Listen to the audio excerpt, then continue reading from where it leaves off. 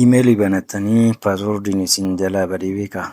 Yoo isin jalaa badee ta'e haala kamiidhaan iimeelii banattanii paaswoordii isaa dagattan paaswoordii isaa forgeetettanii sirreeffachuu akka dandeessan waliin ni barannaa. Baga nagaan gara Digital Skill Academy'tti nagaan dhuftan. Digital Skill Academy'n odeeffannoo teekinooloojii bifa sasalphaadhaan haala salphaatti uffatamuu danda'uun afaan Oromootiin isiniif qopheesseetii jira. Dursaatii laayik, sheerii fi sabiskiraayibii nuuf gochuudhaan akka nu jajjabeessitan akka nu hordoftan isin gaafanna. Kanaaf guyyaa irraa kana kan waliin ilaallu akkaataa kamiidhaan iimeelii keenya nu jalaa badee paaswoordii gaarii yookaan cimaa ta'e akkaataa itti uumnu, akkuma kanas paaswoordii yoo nu jalaa bade immoo haala kamiin deeffachuu akka dandeenyu waliin ilaalla. Viidiyoowwan keenya yeroo darbee irratti paaswoordii cimaa akkamittiin uumuu dandeenyu kan jedhu irratti viidiyoowwan yeroo darbee isiniif qoonne Digital Skill Academy irra seenuudhaan duuba deebitanii akka ilaaltanidha. Garuu seensaaf akka mijatutti paaswoordii cimaa kan jedhamu yoo baay'ee dheerate baay'ee dheerachuu qofa osoo hin taane lakkoofsa yoo qabaate, qubee yoo qabaate akkasumas simboliiwwan garaagaraa yoo qabaate gaariidha jechuudha. Isaan kana iskiriin irraa akkuma argitan kana mallattoowwan akka kanaa yoo ofirraa qabaate baay'ee gaariidha. Paaswoordii salphaa qofa ta'uunsaa gaarii miti. Itti dabalee iimeeliin keenya banannee kaanee paaswoordiin yoo kan nu jalaa badu ta'e haala kamiin akka paaswoordii nu jalaa bade deeffachuu dandeenyu fi paaswoordii gaarii jedhamuu kan danda'u waliin ilaallaa jechuudha. Laayik, sheerii, koomentii fi sabiskiraayib jechuun dagatinaayi. Mee amma paaswoordii cimaa uumuudhaaf iimeelii keenya paaswoordii cimaa yookaan rikaverii akkaataa itti goonuudha kan nuti barannu. Isuma kanaan dura Digital Skill Academy kutaa tokkoffaa akkamitti iimeelii akka bannu irratti hojjenneedha. Isuma ilaalla. Abdii kan jedhudha jechuudha. Kanaafuu maal goona akkaawuntii kana keessa seenneetu qubee irra keessa kan jirtu kana hin tuqna. Maneejii your Google akkaawuntii kan jedhu tuqna. Erga bannee booddee achi keessatti wantoota lakkoofsa bilbilaa keenya yeroo biraa iimeelii keenya paaswoordii isaa yoo barbaanne akkaataa itti paaswoordii biraa forgot jennee galuu dandeenyu waliin ilaalla.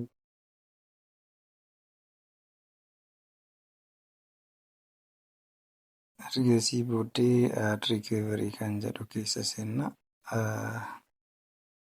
Rikaverii kana keessatti lakkoofsa bilbilaa keenya nu gaafata. Lakkoofsa bilbilaa keenya bakkee duwwaa nuuf kennametti itti barreeffanna.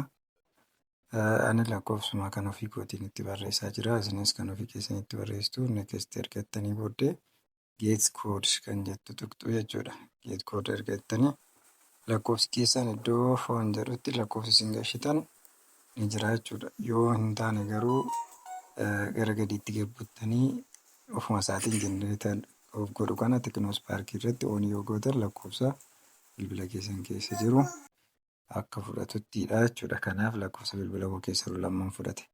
Lakkoofcha keessaa yoo barbaanne kan balleessuu barbaanne yoo jiraate tokkoonsaa balleessuu dandeenya. Ammaaf tokkittiitu mul'ata verifaaid ta'e jechuudha. Kanaafuu lakkoofsa bilbilaa keenyaan akka kanattiin verifaaid erga goone booddee yeroo lammaffaadhaaf two step verification keenya maalidha? Karaa iimeelii keenyaati jechuudha. Karaa iimeelii keenyaas manage Google akkaawuntii erga gallee booddee iimeelii kan jettu kana hin tuqna.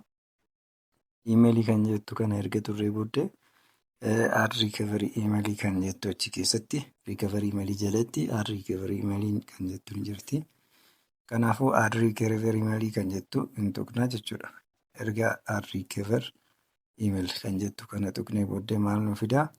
Iimeelii ittiin riikaverii gochuu barbaanne yookaan paaswoordiin keenya yoo daganna ta'e yookaan irraanfanne yoo ta'e akkamittiin iimeelii kan biraa fayyadamnee forget paaswoordii gochuu akka dandeenyu gochuudha jechuudha. Iimeelii kan biraadhaas irratti kan gashinu iimeelii lama yoo qabaanne iimeelii isa tokko gashinee yoo paaswoordiin keenya bade achirratti arganna. Iimeelicha gashinee next gaafannuun verification koodii bakka duwwaa nuu kenna. Verification koodii kana immoo isa arganna. Iimeelii isaa amma gashine irratti verification koodii kana nu ergaa jechuudha.